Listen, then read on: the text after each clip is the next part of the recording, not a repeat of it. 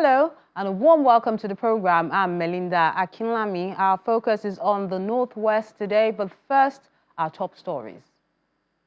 The Kogi State government has announced the rescue of 6 more students of Confluence University, Ozara, that were abducted by gunmen last week. This brings the number to 20 after 14 were rescued over the weekend. A statement by the Commissioner for Information, Mr. Kingsley Fanwo, says the fierce gun battle between the security operatives and kidnappers forced them to succumb to superior firepower and abandon their victims. He has given assurances that the security architecture around the schools has been redoubled for efficiency to prevent a recurrence.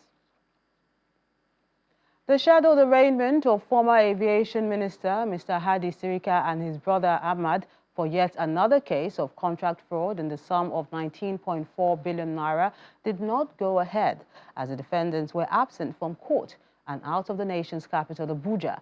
Counsel to the EFCC informed the presiding judge, Justice Suleiman Belgore, that the former aviation minister and his brother have not been served with a charge in the case and prayed for an adjournment, which was granted by the judge.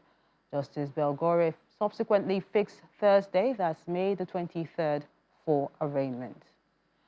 The Nigeria Labour Congress, NLC, says electricity tariff hike pushes up inflation, insisting that the recent increase by the Commission and distribution companies should have been done after consultations. This pronouncement comes as on the heels of the organized labor's picketing of the Nigerian Electricity Regulatory Commission, NEC, and distribution companies on Monday to press home their demands. On our breakfast show, The Morning Brief, the NLC president, Mr. Joe Ajero, said the issue of tariff hike is determined by inflation and the value of the currency. But this issue of, if we go into the politics of reduction, which is what they have played out, if you want, they reduce about 18 naira 20 kobo from it. So they equally want us to say, okay, we have reduced it by maybe 20 naira or 10 naira. No, there is usually a structure.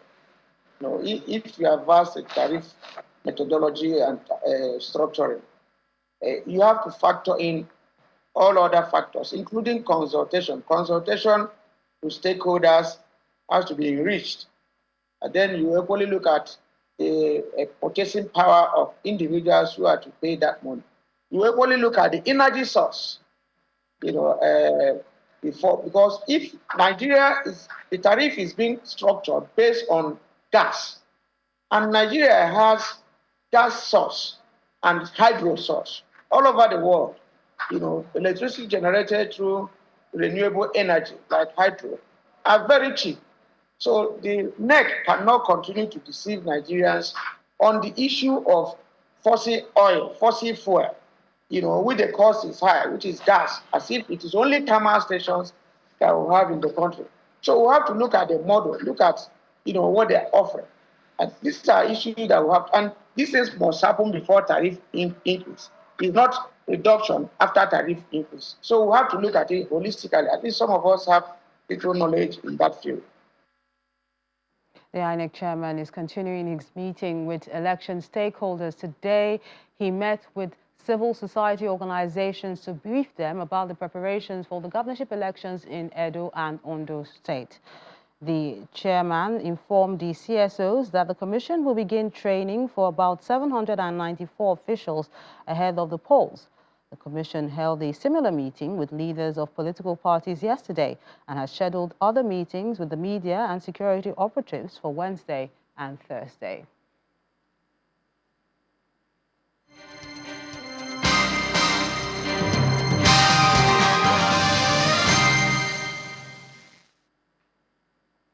The Parent Advocacy and Advancement Center in Africa has held a town hall meeting on electoral reforms in Kano State. Organizers of the event had stakeholders to discuss issues of electoral systems, laws, and ways to enhance accountability from those elected.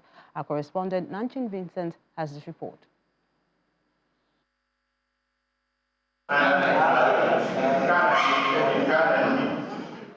It's a citizens' town hall meeting organized by the Parent Advocacy and Advancement Center in Africa.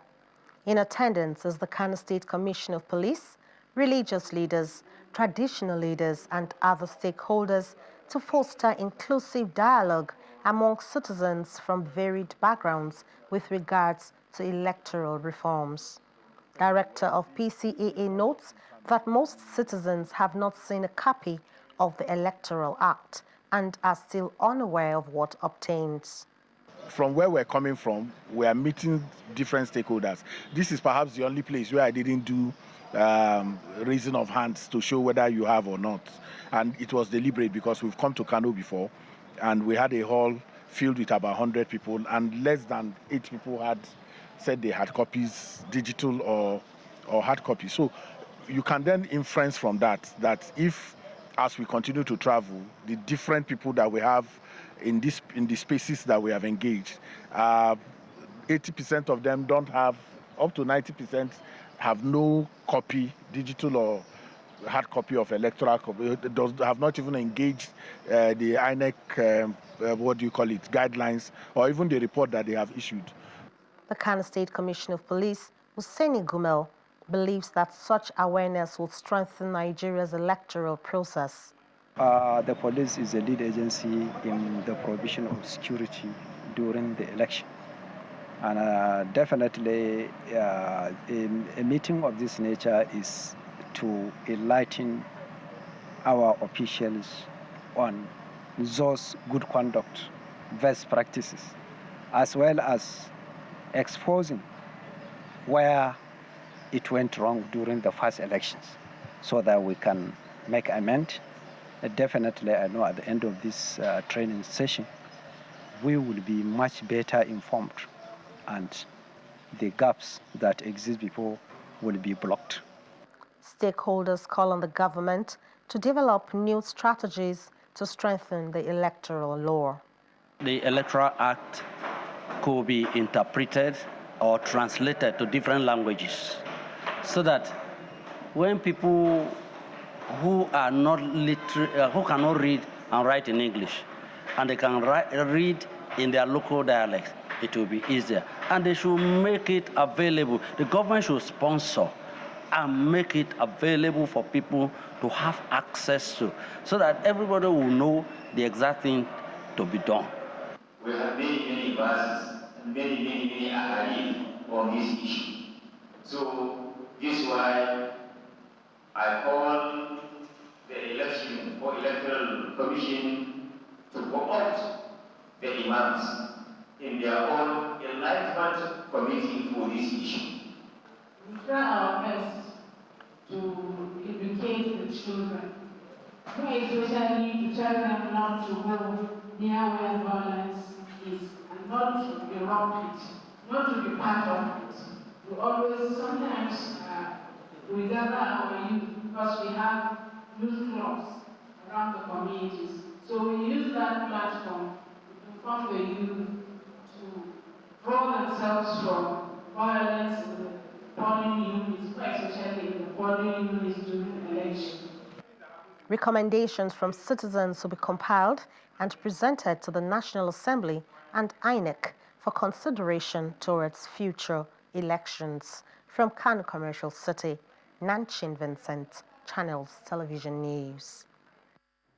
We're staying in Kano State, where the monthly Women Empowerment Poverty Relief across 44 local government areas by the Kano State Governor, Mr. Abba Yusuf, is currently taking place. Those are the live visuals there. A lot of women in red fill the hall, and most of them have been given 50,000 naira each.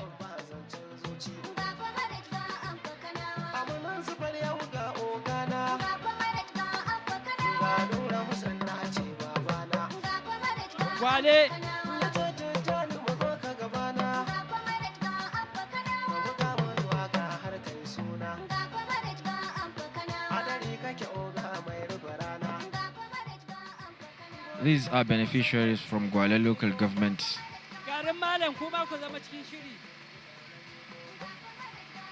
The governor is from this local government, and the local government is also one of the local governments within the metropolis. 100 women will benefit from this gesture.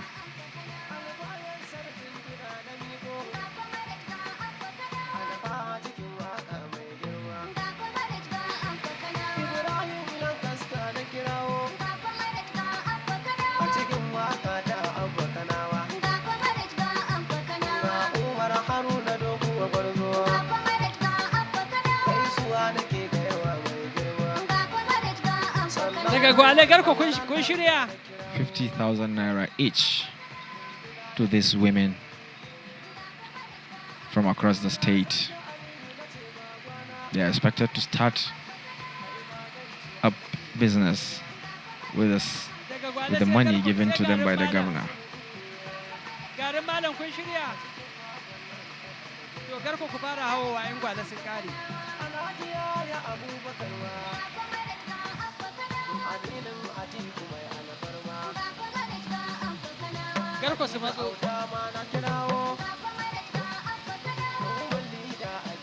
This is part of the governor's campaign promises, and he vows to keep on with this until a vast majority of these women receive this money.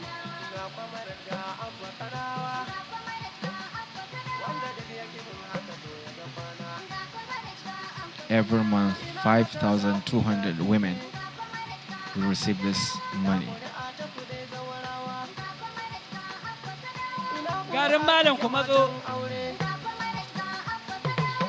Garko local government is about to receive their own share of the money. As you can see, the local government chairman now is standing beside the governor as the beneficiaries receive their own share of the money. See the excitement on their faces.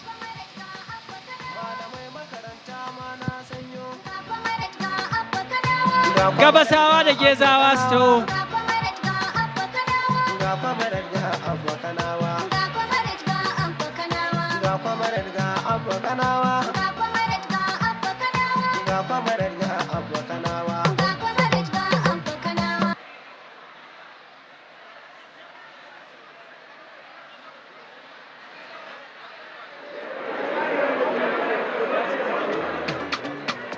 Women from Garko local government are receiving their money from the governor.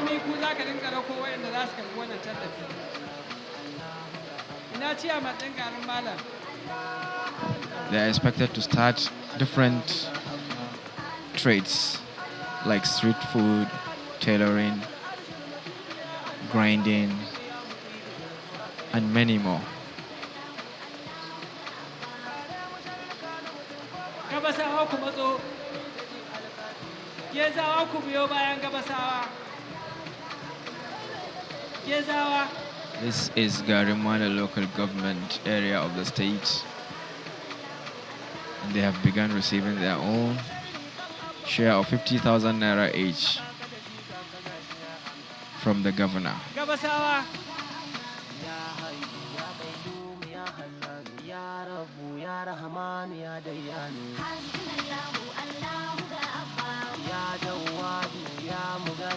Gezawa su biyo bayan Gabasawa.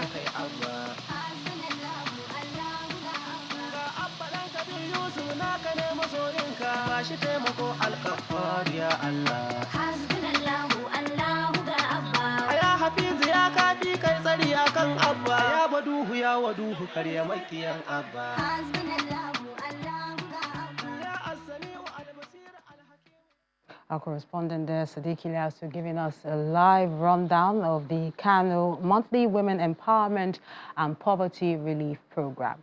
The Jigawa state government says it's speeding up the rehabilitation and completion of 26 roads affected by flooding to avoid a recurrence this season.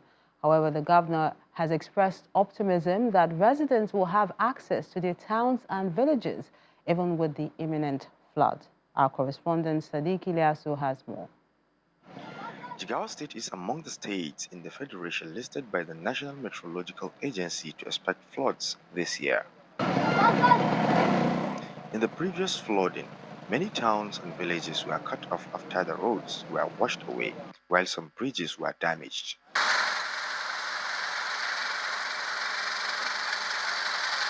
The state government is rehabilitating and reconstructing the affected roads. This road was destroyed by flooding and we go through a lot using it. We are glad that the government is doing something about it now. It's difficult to get to our community after the floods, but with this, we are hopeful that we can access our farms and homes with ease.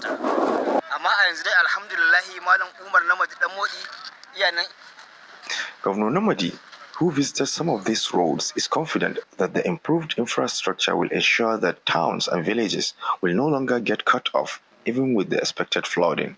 Rainy season has already started, so the question of completing it before the rainy season did not arise. Rainy season has already started, so but what we are seeing is the work, major aspect of the work has been done, and what we mean by major aspect, the surveys has already been done. All other work that the rain may disturb, almost a part of it has been completed. So now what remains is that I'm sure will not disturb the contractors even during the rainy season, and that is why we are seeing, inshallah, by the end of this year, all this work will be completed. The 26 roads we have inherited will be completed within this year. The contractors will have warned him, and then he has agreed that he will improve. And then now, from what we see, we will still go back and see what will happen. But what we are saying is, what we have seen is quite satisfactory.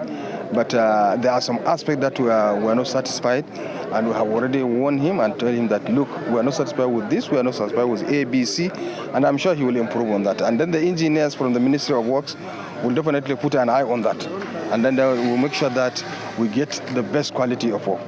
The governor of Kaduna State, Mr. Obasani, has flagged off the construction of the Panteka Artisans Market in Kaduna South local government area to address the skills deficit and make the state a technology hub in the north. Speaking at the groundbreaking ceremony for the project, Governor Sani underscores the importance of training, especially for the youth, as key to tackling unemployment and poverty in the country. Under the new scope of work, the market will have modern facilities such as a clinic, ICT center, expanded shops, and access roads that will turn it into a full business and technology hub.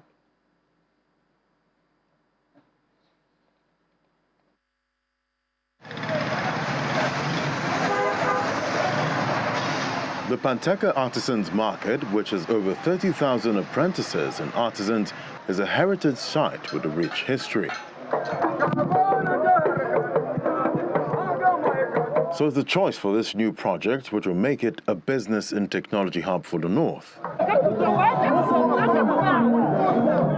To equip the apprentices and artisans with the necessary skills, the Executive Secretary of the National Board for Technical Education, Professor Idris Bugaje, says they are now receiving formal skills training in higher institutions to get them certified under the Nigerian Skills Qualification Framework. Panteka has since 2021 signed an MOU with Kaduna Polytechnic to facilitate the formalization of skills training. Some of them have graduated November last year, and some are still undergoing training under the Nigerian Skills Qualification Framework. And SQ has now been accepted in the National Scheme of Service.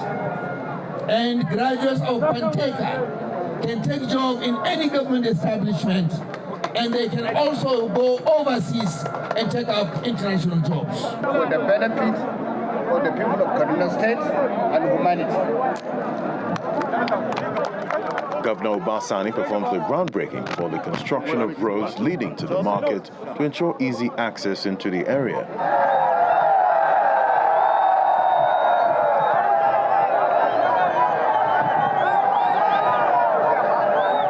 Our administration made a commitment to remodel the Panteka market and turn it into a major business and technology hub in northern Nigeria.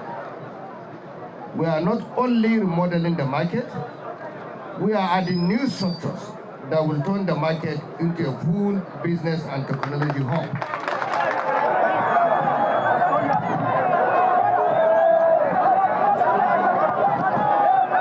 It is a busy day for the governor as he moves to the southern part of Kaduna metropolis to flag off the reconstruction of the 1.4-kilometer Ngwan-Maigero water intake road and upgrading of the 3-kilometer Maigero-Narayi Junction Road in Chikun local government area. I am proud to announce that in line with our administration's dedication to prioritizing infrastructural development across all regions of Kaduna State, we have initiated various projects in urban and rural areas. Our primary objective is to create an environment conducive to growth and prosperity by enhancing productivity and alleviating poverty, particularly among the rural poor and vulnerable populations. The Megero-Nari Road serves as a major link to several communities in the area. This road project is one among a plethora of projects promised to the good people of Chukwu, for which we express our unwavering solidarity and commitment to positive partnership to His Excellency Governor Obasanjo. Certainly, this road is of great value to all of us that are residing here. It's a major road that links the entire Kerji community down to even Barna. So many economic activities, because of lack of because of the bad nature of the road, a lot of activities have been hampered. But if government at this time come in to intervene, I want to assure you that the economic activities of this area will be boosted. As his administration approaches 1 year in office, the governor has expressed optimism that all ongoing projects will be completed in record time, while new ones will be initiated to bring more development to every part of Kaduna State. The Zamfara State Security Trust Fund has met with the two monarchs of Safe and Maru local government areas in its effort to mobilize resources to fight banditry and other criminal activities in the state. The chairman of the board, former Inspector General of Police, Mohammed Abubakar, and members also commiserated with the two emirates under the recent attacks in their areas. Safe and Maru local government areas have been in the news recently following bandit attacks on different communities, resulting in kidnappings, destruction of property, and loss of lives. It's against this backdrop that the Zamfara State Security Trust Fund Board, led by its chairman and former Inspector General of Police Mohammed Abubakar, visits royal fathers of Safe and Maru Emirates to sympathize with them over the recent incidents. The chairman, accompanied by other members of the board, raises concern about what he describes as the deteriorating security situation. This town and this area have been under serious insecurity challenges, several attacks. And we have a responsibility, even though the responsibility of the trust fund is to raise funds, to mobilize and get the needed equipment, security equipment, to fight not only kidnapping, but every act of crime and criminality in this state and larger in the country. We are going to raise funds, and we need money to buy all the needed equipment. And this area, by the grace of God, sooner or later, equipment will come so that we'll be able to secure this town, secure the state entirely, so that people can go about their normal businesses and go back to their farms, and businesses will equally resume the way they are supposed to do, even better. Though confident that there will be sincere commitment by Governor Dauda Lawal's administration to end the menace, it calls on individuals in the state who have the capacity to help to join hands with the board to raise funds to equip the security agencies. The essence of the committee, we are supposed to raise funds to buy the needed modern security equipment for the 21st century policing. So therefore, what we need to do at the same time to sensitize members of the Emirate Council that the fundraising is coming up and they should get prepared for it to do their own part of donation to make sure that enough funds are galvanized to be able to buy this equipment. The monarchs are grateful for the intervention and the commitment of the board to see this through. If you look at the timber and the caliber of the people leading this committee, you know that the government is definitely ready for a showdown. And we are happy and we are ready to give them all the necessary assistance to make them succeed. The team from the board later held separate interactions with the monarchs behind closed doors. Governor Nasir Idris has reaffirmed his commitment to revitalize government-owned media houses in Kebbi State. During his visit, the governor acknowledged the difficulties faced by television and radio stations, including a shortage of essential tools, infrastructure, and human resources.